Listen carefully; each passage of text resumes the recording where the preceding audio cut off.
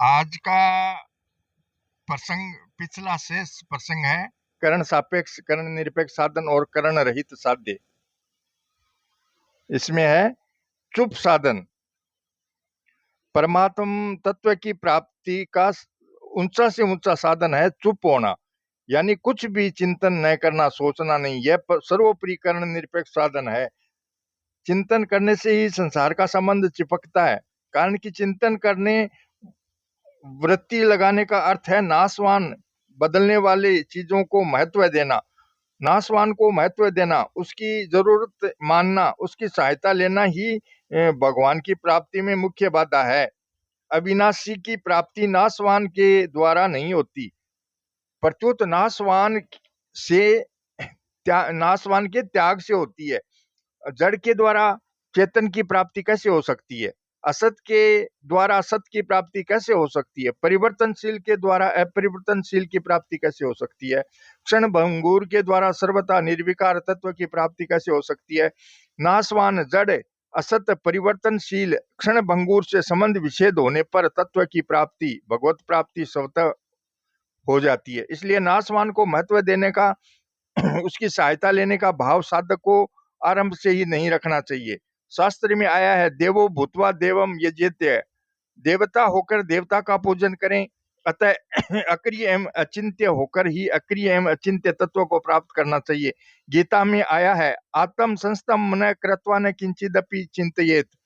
परमात्म स्वरूप में मन बुद्धि को सम्यक प्रकार से स्थापन करके फिर कुछ भी चिंतन न करें। मतलब है कि सारे देश, काल, क्रिया, वस्तु, व्यक्ति, अवस्था, परिस्थिति, घटना आदि में एक ही परमात्म तत्व है, सता रूप से ज्यों का त्यों परिपूर्ण है।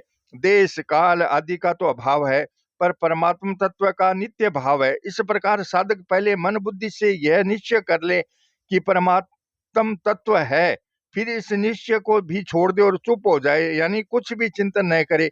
न तो संसार का चिंतन करे, न स्वरूप का चिंतन करे, और न परमात्मा का ही चिंतन करे। कुछ भी चिंतन करेगा तो संसार आ ही जाएगा। कारण कि कुछ भी चिंतन करने से चित्त साथ में रहेगा, करण साथ में रहेगा तो संसार का त्याग नहीं होगा, क्योंकि करण भी संसार ही है। इसलिए न किंचिदपि चिंतियेत, कुछ भी चिंतन न करें। इसमें करण से संबंध विच्छेद है, क्योंकि जब करण साथ में नहीं रहेगा तब असली ध्यान होगा। सूक्ष्म से सूक्ष्म, बारीक से बारीक चिंतन करने पर भी वृत्ति रहती ही है, वृत्ति का अभाव नहीं होता। परंतु कुछ भी चिंतन करने का भाव न रहने से वृत्ति स्वतः शांत हो जाती है। अतः साधक को चिंतन की सर्वथा उपेक्षा करनी है। कुछ भी चिंतन न करने के बाद यदि अपने आप कोई चिंतन आ जाए तो साधक उससे न राग करे, न द्वेष करे, न उसको अच्छा माने, न बुरा माने, और न अपने में माने। चिंतन करना नहीं है, पर चिंतन हो जाए तो उसका कोई दोष नहीं है। अपने आप हवा बहती है, सर्दी गर्मी आती है, वर्षा होती है, तो उसका हमें कोई दोष नहीं लगता, दोष तो करने का लगता है। अतः चिंतन हो जाए तो उसकी अपेक्षा रखें, उसके साथ अपने को मिलाए नहीं।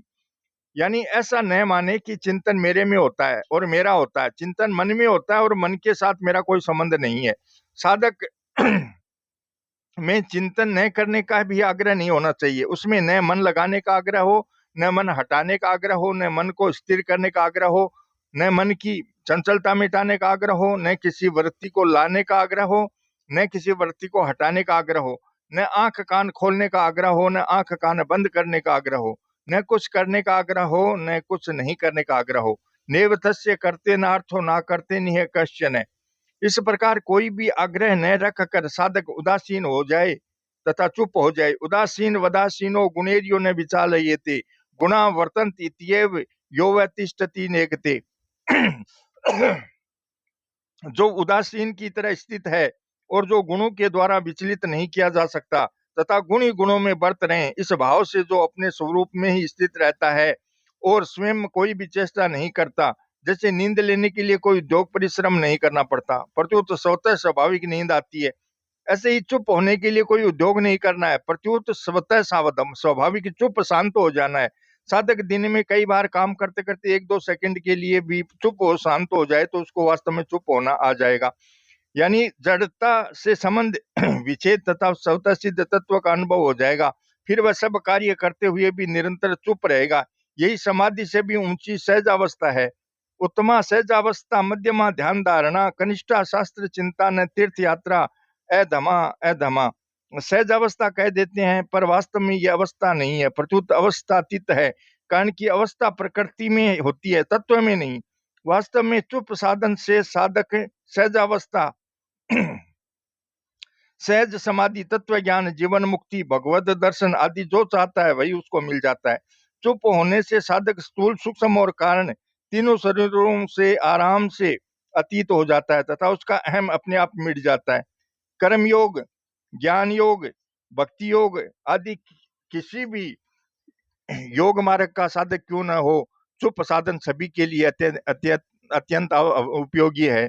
यह चुप साधन सभी शक्तियों का खजाना है, क्योंकि संपूर्ण शक्तियां अक्रिय तत्व से ही पैदा होती हैं और उसी में लीन होती हैं। इस साधन से एक विलक्षण शांति मिलती है, जिससे राग द्वेष आदि दोषों को दूर करने की सामर्थ्य स्वतः आती है और अनुकूलता प्रतिकूलता का असर नहीं पड़ता। इतना ही नहीं, जो लाभ धर्म मेद समाधि से भी नहीं होता, वह लाभ चुप साधन से हो जाता है। मतलब है कि चुप साधन संपूर्ण साधनों का अंतिम साधन है, जिससे पूर्णतया हो जाती है। अर्थात वासुदेव सर्वम, कुछ सब कुछ परमात्मा ही है, ऐसा अनुभव हो जाता है। शंका, कर्ण निरपेक्ष साधक का जो विवेचन हुआ है उसका चिंतन मनन करेंगे तभी तो अपने विवेक का आदर होगा। चिंतन मनन मन बुद्धि कर्ण से ही होता है, फिर यह कर्ण निरपेक्ष साधन कैसे हुआ? समाधान यह है कि साधन को कर्ण निरपेक्ष विवेक प्रधान कहा गया है। कर्ण रहित, क्रिया रहित नहीं। कर्ण निरपेक्ष साधन में जब तक साधक में थोड़ा बहुत भी परिचिनता है, तब तक वह चिंतन मनन करता है, पर उसमें मुख्यतः चिंतन मनन करने की यानी तत्व में मन बुद्धि लगाने की न होकर विवेक की ही होती है। अचिंत्य तत्व की तरफ नजर रहने से उसमें विवेक का आदर मुख्य होता है। मतलब है कि इस विवेचन का लक्ष्य चिंतन मनन ध्यान एकाग्रता समाधि आदि की तरफ नहीं है, प्रत्युत चिंतन मनन आदि से अतीत तथा इसको प्रकाशित करने वाला जो वास्तविक तत्व है उसकी तरफ है। वास्तव में विवेक का आदर करने के लिए चिंतन मनन अथवा अभ्यास करने की जरूरत ही नहीं है, प्रत्युत गलत मान्यता को मिटाकर वास्तविक बात की स्वीकृति करने मात्र की जरूरत है। अभ्यास करणों से होता है और स्वीकृति खुद से होती है। अभ्यास से तत्वबोध कभी हुआ नहीं, होगा नहीं, होना संभव ही नहीं है। कारण कि अभ्यास से एक नई अवस्था बनती है तथा परिचिनता और दृढ़ होती है। फिर उससे अवस्थाती तथा अपरिचिन्न तत्व की प्राप्ति कैसे हो सकती है? मतलब है कि केवल गलत मान्यता का निषेध करना है, अभ्यास नहीं करना है। कर्ण सापेक्ष साधन में भी विवेक रहता है और कर्ण निरपेक्ष साधन में भी कर्ण रहता है, परंतु कर्ण सापेक्ष साधन में कर्ण की प्रधानता रहती है तथा कर्ण निरपेक्ष साधन में विवेक की प्रधानता रहती है। कर्ण सापेक्ष साधन की महिमा भी विवेक के कारण ही है, कर्ण के कारण नहीं। विवेक के बिना कर्ण अंधा है। अगर कर्ण के साथ विवेक न हो तो कर्ण सापेक्ष साधन चलेगा ही नहीं। इसलिए साधन को कर्ण रहित न कहकर कर्ण सापेक्ष अथवा कर्ण निरपेक्ष कहा गया है। अगर कर्ण सापेक्ष साधन में से विवेक निकाल दिया जाए तो जड़ता आ जाएगी, अर्थात साधन बनेगा ही नहीं। और कर्ण निरपेक्ष साधन में से कर्ण निकाल दिया जाए तो चिन्मयता आ जाएगी, अर्थात बोध हो जाएगा साधन सिद्ध हो जाएगा। विवेक के बिना कर्ण जड़ पत्थर है और कर्ण के बिना विवेक बोध है। चिन्मयता बोध की प्राप्ति में जड़ की मानी हुई सत्ता ही बाधक है। विवेक आधा सत और आधा असत है, यानी विवेक में सत असत दोनों है, पर कर्ण पूरा असत ही है। विवेक में सत असत दोनों रहने से असत तो छूट जाएगा और सत रह जाएगा। अतः विवेक में तो ग्रह है, सत्य और त्याज्य असत्य दोनों अंश रहते हैं, पर कर्ण में केवल त्याज्य अंश है। अतः विवेक तो बोध में परिणीत होता है और कर्ण का संबंध विच्छेद होता है, जो कि पहले से ही है। मतलब यह हुआ कि विवेक में जड़ के त्याग की सामर्थ्य है, पर कर्ण में जड़ के त्याग की सामर्थ्य नहीं है, क्योंकि कर्ण खुद जड़ ही है। कर्ण क्या है? कर्ण है इंद्रियां। इंद्रियों में संसार को त्यागने की सामर्थ्य नहीं है। अब है कर्ण सापेक्ष और कर्ण निरपेक्ष साधन में भेद। एक निर्माण होता है और एक अन्वेषण होता है।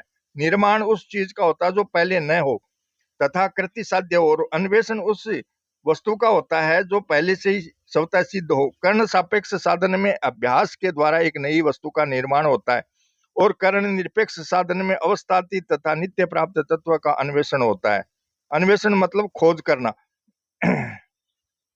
हत तय जंतो मृगयंती संतय ततः पदम तत्परिमार्गितव्यम।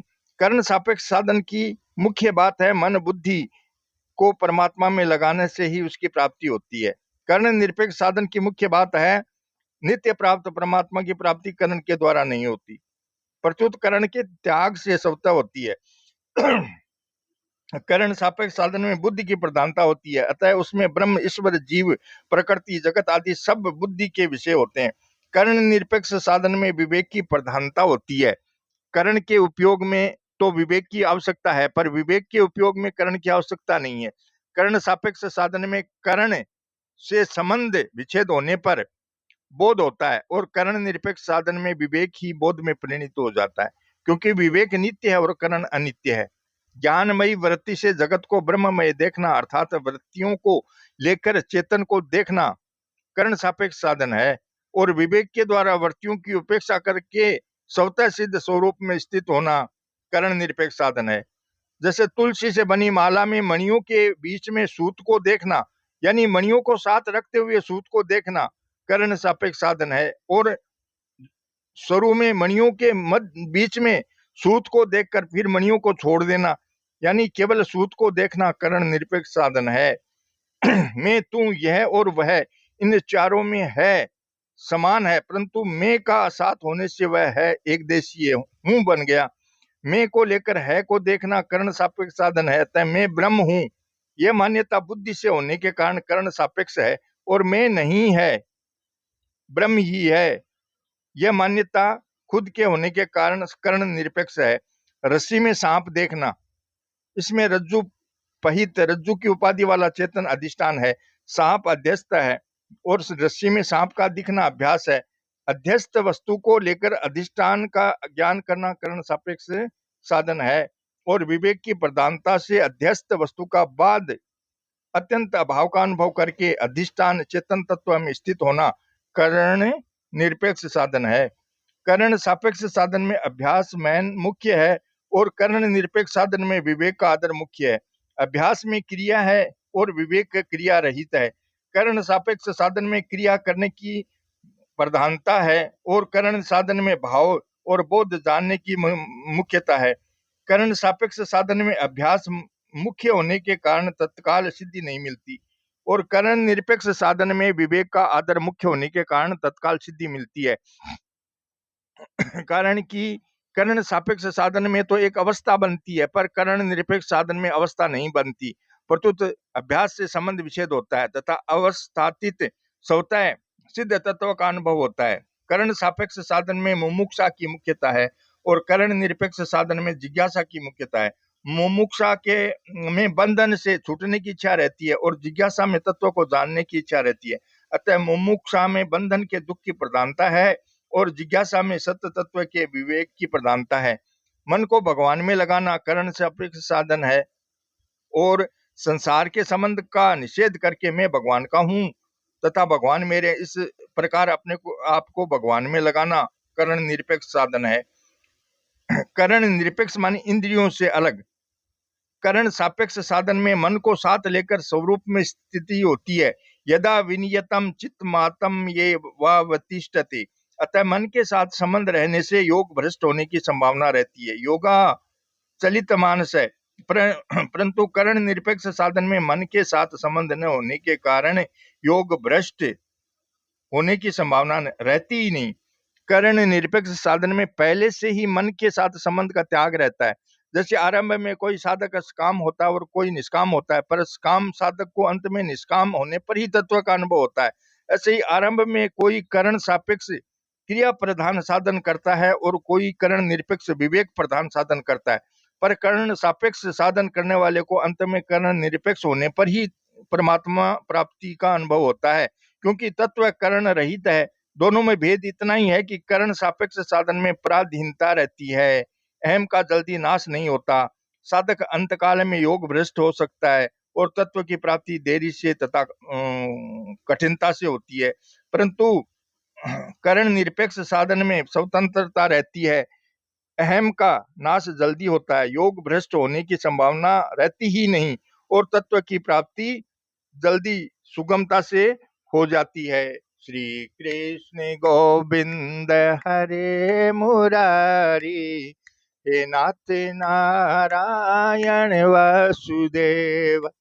श्री कृष्ण गोविंद हरे मुरारी, हे नाथ नारायण वासुदेवा। श्री कृष्ण गोविंद हरे मुरारी, हे नाथ नारायण वासुदेवा। जय श्री कृष्ण।